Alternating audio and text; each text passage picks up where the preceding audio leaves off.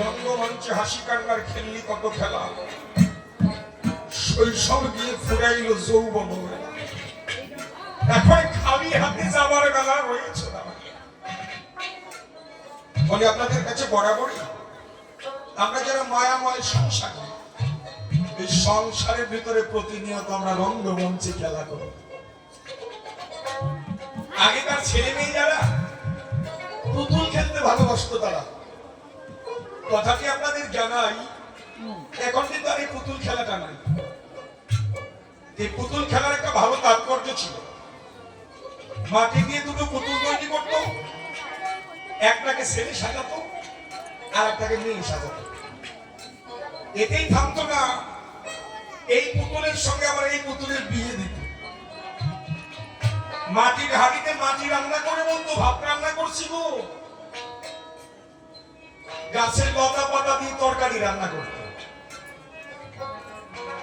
এইভাবে বেলা কেটে যেত। আপনাদের কাছে দৃষ্টি করে ঝর্ণা নামে ছিল একটা মেয়ে, সকালবেলা ভাত খেয়ে পুতুল খেলতে বসে গেছে। ওই যে ছেলে সাজাচ্ছে, মেয়ে সাজাচ্ছে, এইগুলো করতে করতে কখন যে পূর্ব আকাশের বেলা পশ্চিম দিকে অস্ত চলে যাচ্ছে, ওর সেই জ্ঞানটা নেই।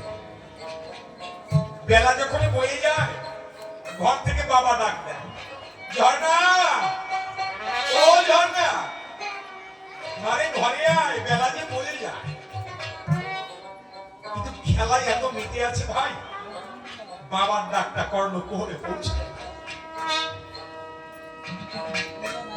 যখন সন্ধ্যা ঘনিয়ে এলো, ঘরের থেকে বাবা আবার ডাক দিল, ও ঝর্ণা, আর খেলিস না, বাবা ঘরে আয়। এই ডাকটা শোনেনি। যখন হয়ে গেছে আধার, বাবা মনে মনে ভাবে, এবার এত বারবার করে ঝর্ণাকে ডাকলাম, মেয়েটা তো এলো না। এইবার বাবা রাগ হয়ে একটু ধমক দিয়েছে, এই ঝর্ণা, এই ঘরে আয়, রাগ হয়ে গেছে, ঘরে আয়। তো বাবা যখন ধমক দিয়েছে, এই সময় মেয়েটার ভুল ভেঙে গেছে। বাবাজি ডাকলো, পিছনের দিকে তাকায়, ঝর্ণা এবার তাকিয়ে দেখতে পারে খেলা যখন শুরু করেছিল বেলা ছিল, এখন আর বেলা নেই, আধার হয়ে গেছে। এইবার মেয়েটা মনে মনে চিন্তা করে, না জানি বাবা কতবার ডেকেছে আমাদের, কিন্তু আমি খেলায় মেতে আছি, বাবার ডাক শুনতে পারিনি। এইবারও যদি বাবার ডাকে সাড়া না দিয়ে ঘরে না যাই, হয়তো বাবা এসে আমাকে মারতে মারতে ঘরে নিয়ে। মেয়েটা এই ভাবনা অন্তরে করে বাবা ডাক দেওয়ার পরে তাড়াতাড়ি করে দৌড় দিয়ে ঘরে চলে গেছে। মেয়েটা তো ঘরে চলে গেছে, কিন্তু মেয়েটার যে খেলার পুতুলগুলো, এই খেলার পুতুলগুলো গোছাইয়ে ঘরে নিয়ে যাওয়ার সময় আর পায় না। তাই সাধক বললেন, আমাদের বরাবরই আমরা যারা মায়াময় সংসারে প্রতিনিয়ত ছেলে মেয়ে নিয়ে পুতুল খেলা করি। ছেলেকে সাজাতে হবে, বড় করতে হবে, বিয়ে দিতে হবে, চাকরি দিতে হবে। মেয়েকে সাজাতে হবে, বড় করতে হবে, বিয়ে দিতে হবে। কিন্তু এই সংসারে ছেলে মেয়ে নিয়ে পুতুল খেলতে খেলতে কখন যে আয়ু বেলাটা আস্তে আস্তে ডুবে এসেছে, আমরা কেউ এটা অনুভব করিনি। বিশ্বপিতা ভগবান একবার ডাক দিয়েছে, তার ডাক শুনতে পারিনি, কারণ আমরা মায়ার খেলায় নেমে আছি। বিশ্বপিতা ভগবান আবার ডাক দিয়েছে, মাথার চুল সাদা হয়ে গেছে, হাত পায়ে শক্তি নাই। তখন এই সংসারের চিন্তাটা আমরা বাদ দিতে পারি না। এই কথা দেখেন ভেবে বিশ্বপিতা ভগবান যখন শেষবারের মতো ডাক দিয়ে দেবে, তখন এই ছেলে মেয়ে পুতুল গোছানোর আর সময় থাকে না। একা এসেছো ভাবে, একা তোমার চলে যেতে হবে। তাই আমার কথা ধরো, এখনো সময় আছে। সাধুগুরু বৈষ্ণবের কাছে নিজেকে বিলিয়ে দিয়ে ভগবান প্রার্থনা করো।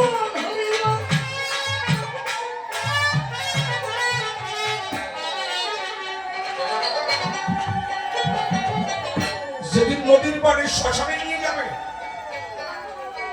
সেই দিন তোমার ছেলে মেয়ে ভাই বন্ধু কোথায় থাকবে? সেদিন কোথায় রবে তোমার পুত্র কন্যা? আরে কোথায়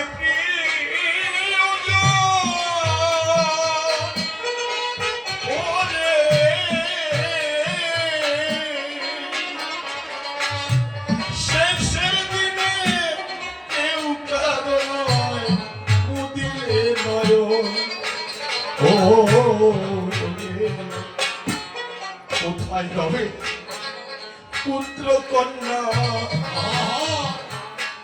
আরে কোথায়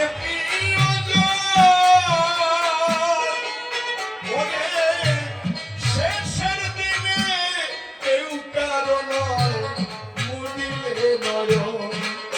ও ভাবলি আপন আপন যাদের সর্বক্ষণ,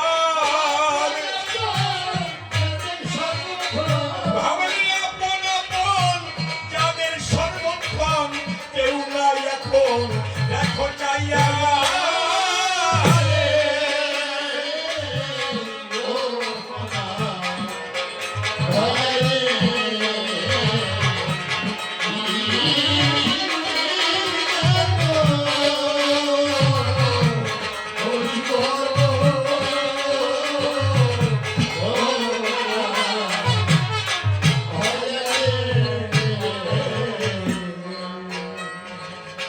এদিন নিখিল বলে ও তুই পরের কান্না কাঁদলি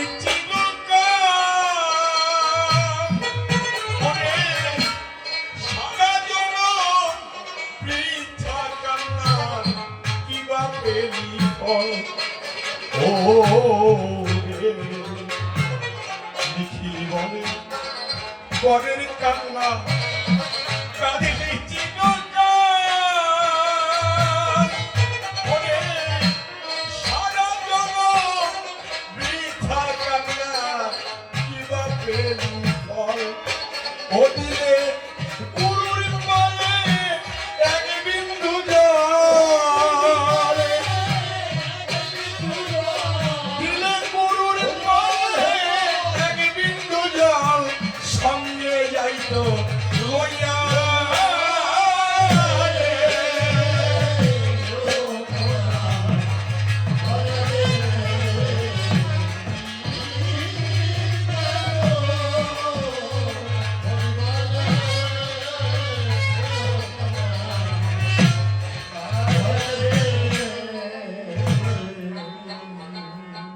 আমি জানি প্রভু তুমি নিখিল বিশ্বের স্বামী, আর তোমার পুঁজিকে আমি হয়ে আছি ব্যর্থ। নাই মোর ভক্তি বল ক্রমেই হলে দুর্বল, হারালেন পরমের পরমার্থ। দেবতা গন্ধর্ব আদি পাহাড় কিংবা জলধি করে তোমার জ্ঞান, চন্দ্র সূর্য গ্রহ দলে সবই তোমার ইচ্ছাতে চলে, তুমি ব্রহ্মার ব্রহ্ম হবে। কে আছে তোমায় বর্ণে বর্ণ ইতিহার মানে বর্ণে, স্বর্ণে পর্ণে তোমার প্রীতি ধরে। গাছের পাতায় যত রেখা রেখা নয় দয়াল, সবই তো তোমার নাম লেখা, তুমি শুধু দেখার মতো আঁখি দিও। পরবন্দী পিতা মাতা যারা আমার জন্মদাতা, যাদের অশেষ কৃপা বলে এসে ধরা পড়ে কবি কীর্তন গান করে ঘুরে মরি পদে পদে। পরবন্দী গুরু চরণের সঙ্গে থেকে জীবন মরণে যে চরণের পর দিয়েছি মম পাপদের ভার, ও দয়ালে তুমি কথা দিও সেই পার ঘাটাতে দেখা দিও, তোমার অধম সম্রাটকে করে নিও সেদিন ভগ সিন্ধু। আর আছেন যত ভক্ত সৎ সকলের চরণে করি ধন্যবাদ। আপনাদের প্রেম সম্পদ যদি মাঠে পাই, আপনাদের আশিস নিয়ে মাঠে চলবো কবি কাব্যের পথে, এছাড়া আমার দেহেতে বিদ্যা বুদ্ধি জ্ঞান কিছু মাত্র নয়। এইবার গর্গ ঋষি নাম ধরে ওই সরকার মশাই এসে আসলে শ্রীকৃষ্ণ বানাই আমার বেশ ভালো ভালো কয়েকটা প্রশ্ন করে যায়। দেখে বলে আপনার দিকের ধারে ঈশ্বর আসিনা পৃথিবীর পরে, এইটা পরিষ্কার করে বেদের ভিতরেই লেখা হয়। তার জন্ম হয় না, তার মরণ হয় না, বেদে লিখেছে। বেদে কি বলেছে? নয় জায়গাতে বিলতে বা বিবর্চি নায়ম কুতুচ্ছিত নবভোগ করছি অজনিত্য স্বাচ্ছদ পুরাণে নহন্য তহন্য মানুষ। বেদে বললেন আমার জন্ম নাই, মরণ নাই, অব্যয় অক্ষয় স্বাচ্ছদ সনাতন, আমার জন্ম হয় না কখন, আমার মরণও হয় না। এইবার দেখেন চিন্তা করি, এইবার গর্ব ঋষির জানতে ইচ্ছা করে, রাগ করবেন না। এই গর্গ ঋষি যেজন হয় সে কিন্তু পরিচয় দিয়ে গেছে, সে হচ্ছে স্বর্গবাসী, তাই না? টপ্পাই বলতেছেন আমি স্বর্গবাসী গর্গ ঋষি। এইবার বলি তোমার বাকে, ও গর্গ ঋষি, স্বর্গেও তুমি দেখেছো আমাকে, দেখেছো না? আবার দাপর যুগে এসেও তুমি আমাকে দেখবে। এই মানুষ যখন দেখে যে আমি স্বর্গে থেকে, ভগবান স্বর্গে থাকে, ওই মানুষ আবার 2 যুগ পরে পৃথিবীতে আসে, তাহলে বাবা সেই মানুষ আমার পাশে প্রশ্ন করতে পারে নাকি? সে তো আমার অনেক আগেই দেখছে স্বর্গে আছে, তারও অনেক বছর পরে, অনেক কোটি কোটি বছর পরে আমি এই দাপর যুগে এসেছি। তো ওই মানুষ প্রশ্ন করে তুমি জন্মাও কেন? খারাপ না বাবা, ভালো বলছে। এইবার দেখে চিন্তা করি, উনি বলল কংসের কারাগারে তুমি কি করে এলে? নররূপ ধারণ করে। আমি বলি আপনাদের কাছে সত্য তাই, কংসের কারাগারে ভগবান শ্রীকৃষ্ণ আসেন। আপনাদের কাছে এই ধারণা কথাটা অসঙ্গত। আমাদের সাধারণ মানুষের মতো ভগবানের কখনো জন্ম মরণ হয় না। গীতায় ভগবান শ্রীকৃষ্ণ নিজের মুখে বললেন, জন্ম কর্ম চমে দিব্যম এবং চমেত্তি তত্ত্ব ত্যাগটা দেহ পুনর্জন্ম নৈতিক অমিতি সহজ। হে অর্জুন, আমার জন্ম, আমার কর্ম এইটা দিব্য। এই তত্ত্বটা যে যথাযথভাবে জানে, দেহ ত্যাগ করার পরে সে স্থান পায় আমার অন্তিম গোলকে ধামে, তারও কোনোদিন জন্ম মরণ হয় না। তাহলে ভগবান শ্রীকৃষ্ণের জন্মটা হচ্ছে দিব্য জন্ম। এই দিব্য জন্ম বলে কেন? এইবার প্রশাসনের নারী নড়ে তাই বাবা রাগ করবেন না, যেহেতু আজকে মানে 2 জায়গায় 2 সরকার 2 দল দিয়ে গান হয়, আমরাও গাই। কাকা কোটে যাইও না কেন, আসলে যে ছাড়ে না তা বেশ কিনে ঠিক পাওয়া যায়। কি বলেন বাবা, বোঝা যায় না সরকার মশাইরা তো। এবার চিন্তা করে সাধারণ মানুষ যেভাবে জন্মায় পৃথিবীর পরে ভাই, তাতে 99% মানুষের জন্মেরই তো ঠিক নাই। আমরা সাধারণ মানুষ যারা যারা জন্মগ্রহণ করি, আমাদের জন্মেরই ঠিক নাই। তাহলে বলতে পারেন সরকার মশাই তো বড় কথা বললেন না বাবা, একটু হিসাব করে দেখেন। বলতে রাখবো না বাকি, যদি আপনাদের প্রশ্ন করে থাকি যে আপনাদের জন্ম তারিখ কি, জন্ম তারিখ কত কেউ বলতে পারবেন? একটা তারিখ বলতে পারবেন, ওই যে ভোটার আই কার্ডে যেটা লেখা আছে, জন্ম সনদে লেখা আছে, এটা কি জন্ম তারিখ? এটা কি জন্ম তারিখ? এইটা ভূমিষ্ঠ তারিখ হয়। এই মায়েরা যখন 6 মাস 7 মাসে আলট্রাসোনোগ্রাম করতে যায়, আলট্রাসোনোগ্রাম করতে গেলে পরে দেখবেন ওই পেটের ভিতরে ওই আলট্রাসোনোগ্রামে দেখা যায়, একটু নড়ে সরে হাত পা দেখা যায়, লিঙ্গ নির্ধারণ করা যায়, তাই? হার্টবিট কত, হৃদয়ের স্পন্দন কত, তাও কিন্তু ধরা পড়ে যায়। ঠান্ডা লাগছে কিনা বাচ্চার, তাও কিন্তু বলে দেয়। তাহলে তখন যে আপনারা ভালো বুঝবেন, সন্তান যখন মায়ের গর্ভে হয়, ওই মাঝে মাঝে একটু গুঁতো ফুতো দেয় না, লাচ্ছি দেয় না, এবার বোঝা যায়, তাই না? ওই সন্তানের জন্ম অনেক আগেই গর্ভে হয়ে গেছে। পৃথিবীতে যেদিন এসেছে ওই দিন ভূমিষ্ঠ হলো, ভূমিষ্ঠ তারিখ। কোন দিন একটা সন্তানের জন্ম হয়, স্বামী স্ত্রী 2 জনে আনন্দিত মনে নৈশ শান্তি দিতে তবে তখন একই শয্যায় যায়, কামরসে কামিনীকে আলিঙ্গন করে, চিত্রানের ভিতর দিয়ে রড ছড়ে, যখন মায়ের গর্ভের ভিতরে গেল, ওই দিন একটা সন্তানের জন্ম হলো। ওই দিন কি বার ছিল, আকাশে কি তিথি ছিল, কি নক্ষত্র ছিল, বাবা মা জানে কিনা, তাই তো সন্দেহের বিষয়। বুঝছেন না কি কথা? আমি সত্যি করে বাসি, তাতে 80 আর না 80। হ্যাঁ, এই জন্মের শাস্ত্রের দিকে ধারণা, কুকুরের বাচ্চা কুকুর হয়ে জন্মগ্রহণ করে, কুকুর হয়ে মরে। শিগালের বাচ্চা শিগাল হয়েই জন্মগ্রহণ করে, শিগাল হয়েই মরে। সর্পের বাচ্চা সর্প হয়ে জন্মগ্রহণ করে, সর্প হয়েই মরে। কিন্তু শাস্ত্রে দিলেন ধারণা, মানুষের বাচ্চা কোনোদিন মানুষ হয়ে জন্মায় না, তাকে মানুষ হতে হয়। এই মানুষ হবার পরে এই অজ্ঞান মানুষ যায় একজন চেতন মানুষের দ্বারে, যারা গুরু বলে কয়, ওই গুরু নতুন করে বাক্য বীজে আবার নতুন করে জন্ম দিয়ে দেয়। বাক্য বীজে গুরু যখন নতুন করে জন্ম দিল, বাবা বলেন না গুরুদেবকে, সে বাক্য বীজে একটা সন্তান জন্ম দেয়। গুরু শিষ্যের সঙ্গে যখন শুভ প্রতিক্রিয়া হবে, তখন এই মানুষ মানুষ বলে দাবি করতে পারবে।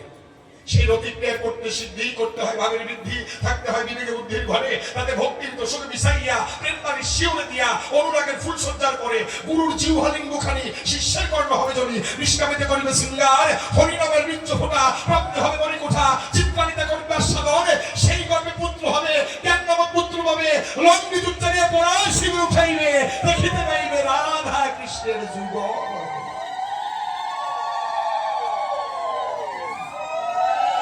একে বলে বাক্য বিষ। গুরু বাক্য বিষ দিল। আপনাদের কাছে এই ধারণা। আর একটা বীজ আছে যাকে বলে স্পর্শ বীজ। কোন মুনি ঋষি কারো মাথায় হাত দিয়ে বন্ধানারী হতে পারে বা স্পর্শ করে যদি বলে যা তোর সন্তান হবে, তখন সেই গর্ভে সন্তান হয়। এইরকম সন্তান দিয়েছিল না, বেশি দূরে যাওয়া লাগবে না। মুনি ঋষি যেমন জনৎকার ঋষি মনুষ্য দেবী নাভি মধ্যে আঙ্গুল কনিষ্ঠাঙ্গে স্পর্শ করে বলেছিল স্বস্তিক, এই গর্ভে যে সন্তান হবে নাম রেখে দিস আস্তিক। আস্তিক মুনির জন্ম হয়। আরো বেশি দূর যেতে হয় না বাবা। বাবা জন্ম বুঝাচ্ছি, তারপরে ভগবানের দিকে আসতেছি। এরপরে বলি